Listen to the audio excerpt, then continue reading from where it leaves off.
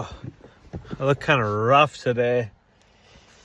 But it's not going to stop me from doing my reading. Let's grab these books out of here.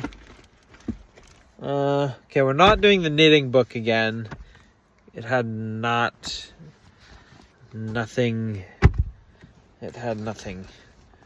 We're actually going to do my treat to myself, page out of the Bible. But we're going to start with Essentials of Electric Motors and Controls. Flip to a random page, this time somewhere near the start. Okay, here we go. Forward. Essentials of Electric Motors and Controls is designed as a helpful reference for basic principles of electric motor design and installation procedures. Electrical installers and maintainers and inspection authorities will find this text a comprehensive yet understandable and easy-to-read handbook for compliance with the National Electric Code, NEC. Essentials of Electric Motors and Controls concentrates on installation, maintenance, and controls of electric motors and lays the groundwork for basic principles of electric motor operational theory and understanding of the reasoning behind NEC requirements. The text covers internal construction of common electric motors to the extent necessary for maintenance and repair purposes. Motor controllers and motor control circuits are covered as outlined in the requirements of the NEC. Essentials of Electric Motors and Controls is based on the 2008 edition of the NEC and emphasizes those requirements with which professionals are confronted on a daily basis. This book is not intended as a substitute for the NEC and references the NEC only to provide clarification of installation requirements. These requirements are intended to provide adequate installation without compromising the practical safeguarding of persons and property as intended by the NEC. Please note the installation and maintenance of electric motors must be done only by a qualified person, defined in the NEC as one who has the skills and knowledge related to the construction and operation of the electrical equipment and installations and has received safety training to recognize and avoid the hazards involved. NFPA 70E Standard for Electrical Safety in the Workplace provides additional information regarding the definition of a qualified person and provides many safety recommendations for persons working on electric motors. Now we're doing a book out of Bob Dylan. Double Life Bob Dylan. Here we go, random page near the front again. This may well be the same party where the guitarist named Mike Michaels introduced himself to this guy with a funny hat, pudgy face, harmonica in rack, and a guitar. It turned out that we both loved Woody Guthrie, and we spent a lot of time that weekend playing together in the dorm. Dylan said he was from New Mexico and that his parents were ranchers. I had no reason not to believe him. Michaels, who had a folk music show on the university radio station, WUCB, later claimed he and Dylan did a show on the radio of mostly Guthrie songs. Sadly, no trace remains. Within a couple of days, being a fast worker back then, Dylan found the obliging girl who grew pot. According to Crown, he moved in with her. Dylan says not, claiming he met some woman in a bar. She picked me up. I felt used. I was about 19 and she was old. She was wearing a print dress and a girdle. She made love to me, did it all. She lived in just one room, with a closet, a sink, and a dresser, with a mirror on top that you could tilt whichever way you want, and a bed with a mattress that sagged clear to the floor in the middle. Movie script or real life? Either way, the only person being used was the woman.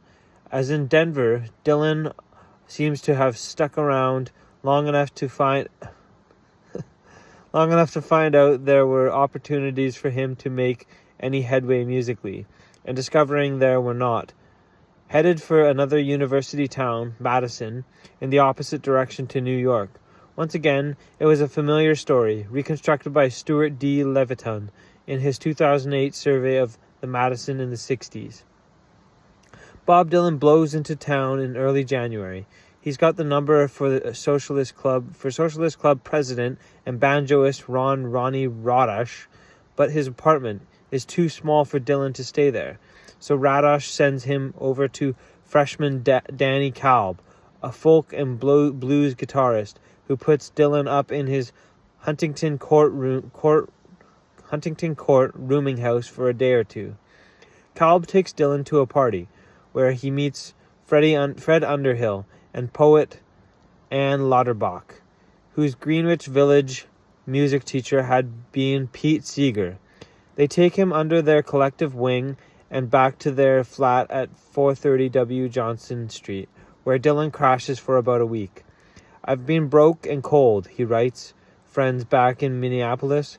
Kalb takes him to Marshall Brickman and Eric Weisberg's place at 1028 Clymer Street for a few nights at the Beatnik Coffee House, the Pad.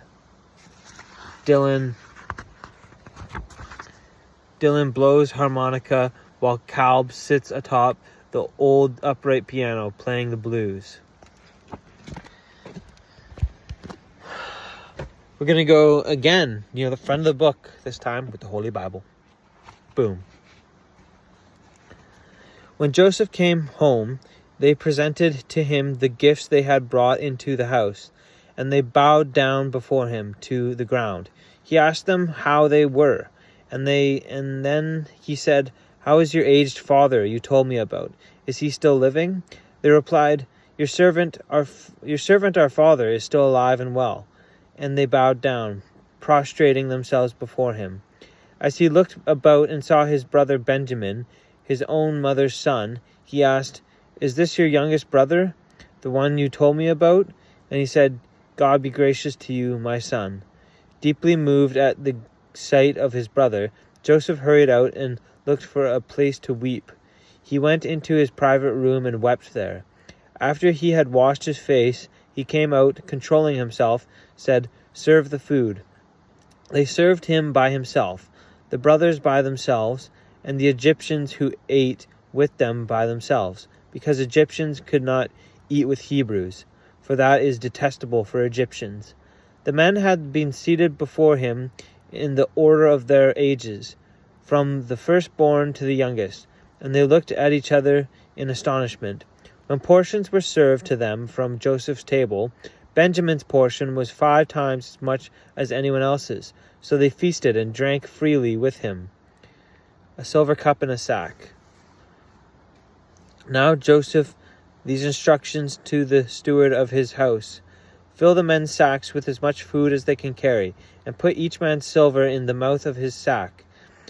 Then put my cup, the silver one, in the mouth of the youngest one's sack, along with the silver for his grain."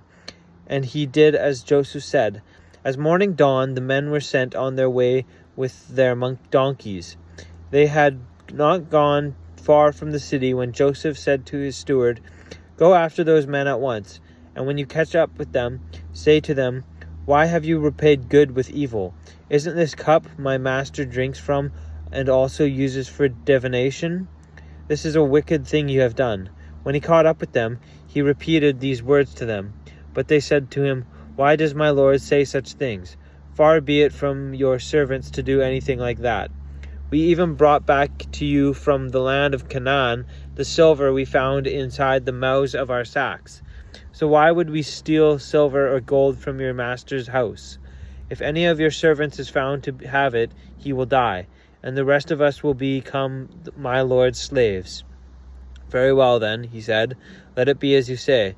Whoever is found to have it will become my slave. The rest of you will be free from blame.' Each of them quickly lowered his sack to the ground and opened it. Then the steward proceeded to search, beginning with the oldest and ending with the youngest.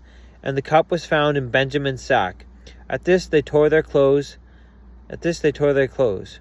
Then they loaded their donkeys and returned to the city. Joseph was still in the house when Judah and his brothers came in, and they threw themselves to the ground before him. Joseph said to them, "What is this you have done? Don't you know that a man like me can find things out by divination?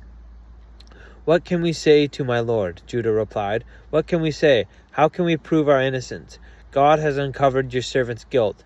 We are now my lord's slaves. We ourselves are and the one who was found to have the cup." But Joseph said, "Far be it from me to do such a thing. Only the man who was found to have the cup will become my slave. The rest of you go back to your fathers in peace." Then Judah went up to him and said, "Pardon your servant, my lord. Let me speak a word to my lord. Do not be angry with your servant, though you are equal to a Pharaoh himself." My lord asked his servants, "Do you have a father or a brother?" And we answered, "We have an aged father, and there is a young son born to him in his old age. His brother is dead, and he is the only one of his mother's sons left, and his father loves him." Then you said to your servants, "Bring him down to me so I can see him for myself." And we said to my lord, "The boy cannot leave his father. If he leaves him, his father will die." But you told your servants, "Unless your youngest brother comes down with you, you will not see my face again." Okay, 11 minutes, 22 seconds. I guess, getting back into this whole reading thing. Thank you so much for tuning in. I hope I do one of these very soon again. And have a good night.